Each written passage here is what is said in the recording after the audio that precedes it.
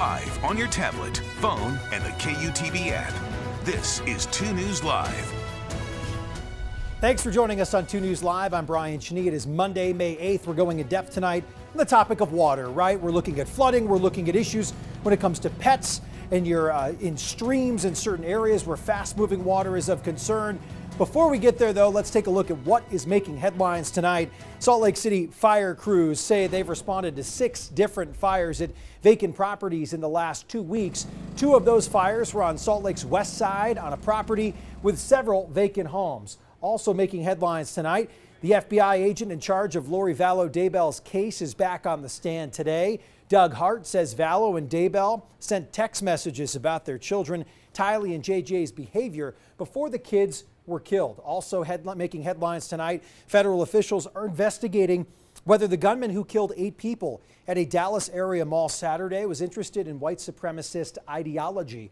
They're reviewing social media accounts that appear to have belonged to 33-year-old Mauricio Garcia. Happening today, the dedication for a huge new expansion of the Huntsman Cancer Hospital. Hope to get that video for you. The $178 million Women's Cancer Center offers increased treatments, screenings, transplants, and trials, all part of their ultimate goal to cure cancer.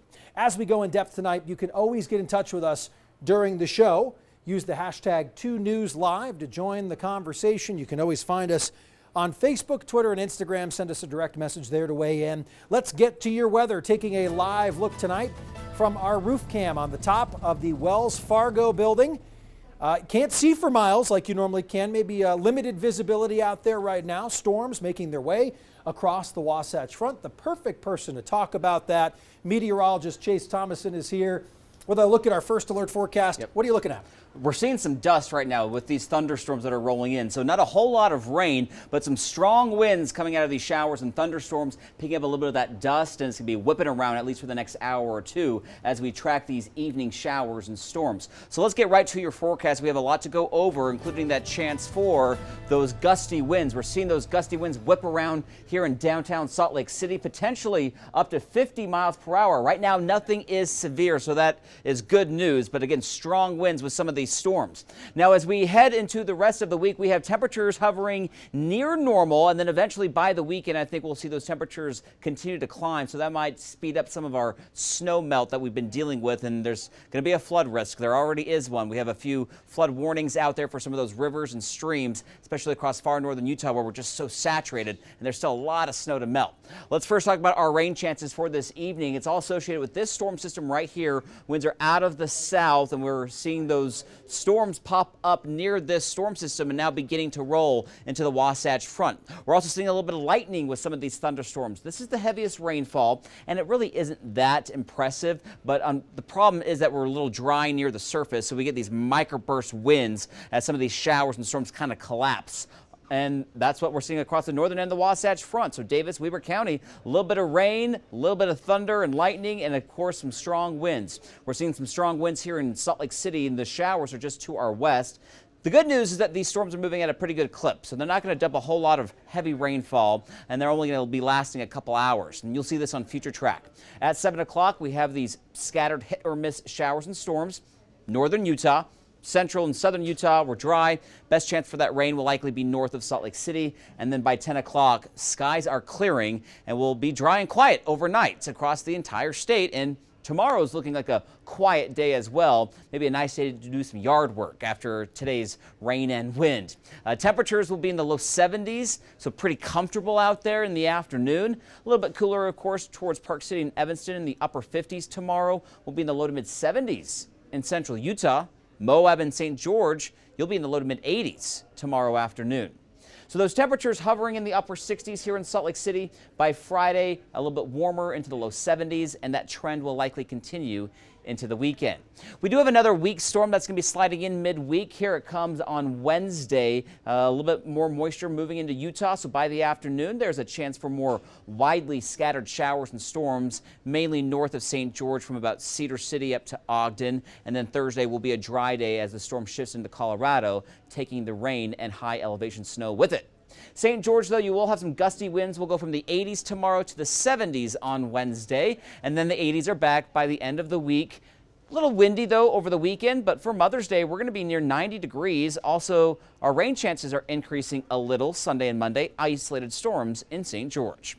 Salt Lake near 70 degrees for the rest of the week. Few showers and storms are possible on Wednesday. Won't be a washout. Overnight lows in the 40s and 50s. Then warmer weather moves in over the weekend, but not too hot. Mid 70s on Saturday. Looks real nice. Could be a little windy for Mother's Day. Near 80 degrees as we head into next week. And our rain chances, we've got a little bit of moisture, Brian, that's going to be moving in. So during the afternoon, we're going to see those pop-up showers and storms Sunday and on Monday.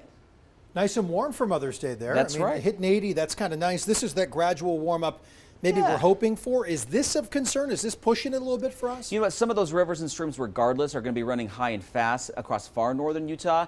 80 isn't too hot. We're not really going to be melting that high elevation snowpack until we're really above 80 degrees. I don't want to put you on the spot. Was there any change with our snow melt off since the last time you and I spoke about it with the big fancy graphic there? We looked at, I think it was over 70, right? And it drops down a good amount. Where are we at now? We slowed down because of those cooler temperatures that moved in the last couple of days. So yeah, we're still melting some of that snow. We're roughly right around 60% of our snowpack left. 2 News Live, where we have to put Chase Thomason on the spot. You can do it. Thanks for handling it well. Remember to download our 2 News weather app to know about changes in your neighborhood. You can get updated forecasts and live radar right at the palm of your hand. It is very easy to use, very easy to navigate throughout. I use it myself. The app is free to download.